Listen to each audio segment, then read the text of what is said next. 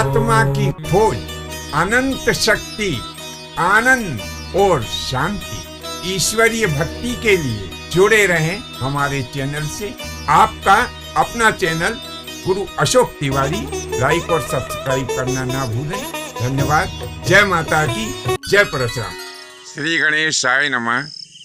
प्रिय बंधुओं, हमारे धार्मिक ग्रंथों में राजाओं के शिकार का भी वर्णन प्राप्त होता है, जिसमें राजा लोग अपनी सेना को साथ में लेकर के जंगल में जा कर के और वे शिकार किया करते थे।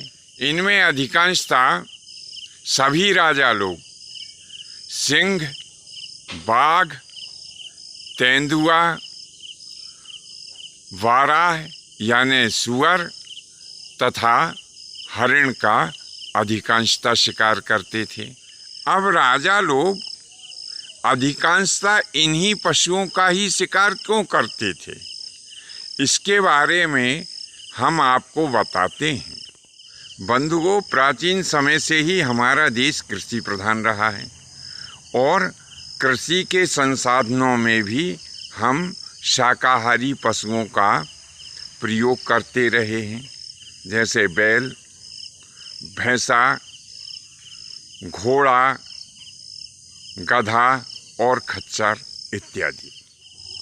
तो इन सभी जो शाकाहारी पशुओं के नाम अभी हमने बताए हैं, इनसे ही हमारी कृषि के संपूर्ण कार्य संपादित होते थे और इनके ऊपर ही हमारी कृषि का विकास आधारित था। तो इन कृषि से संबंधित पशुओं की सुरक्षा के लिए जंगल के जो हिंसक पशु हैं, उनकी संख्या नियंत्रित करने के लिए राजा लोग सिंह, बाघ और तेंदुआ आदि जो हिंसक पशु हैं, इनका शिकार किया करते थे।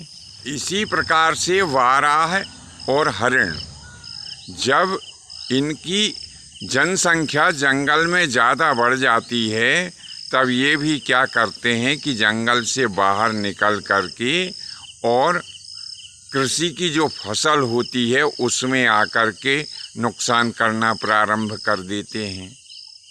तो इनकी जनसंख्या को भी नियंत्रित करने के लिए राजा लोग इनका भी शिकार किया करते थे।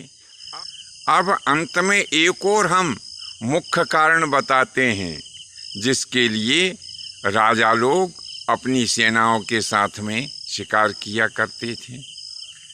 जैसे कि वर्तमान में हमारी सेनाएं युद्ध अभ्यास करती हैं, वैसे ही प्राचीन समय में भी शिकार करने के रूप में राजाओं की सेनाएं युद्ध अभ्यास करती थीं। जंगल के जो पशु होते हैं वे बहुत तेज दौड़ते भी हैं और एकदम सीधी दिशा में नहीं दौड़ते हैं, आड़ी तिरछी दिशाओं में वे दौड़ते हैं।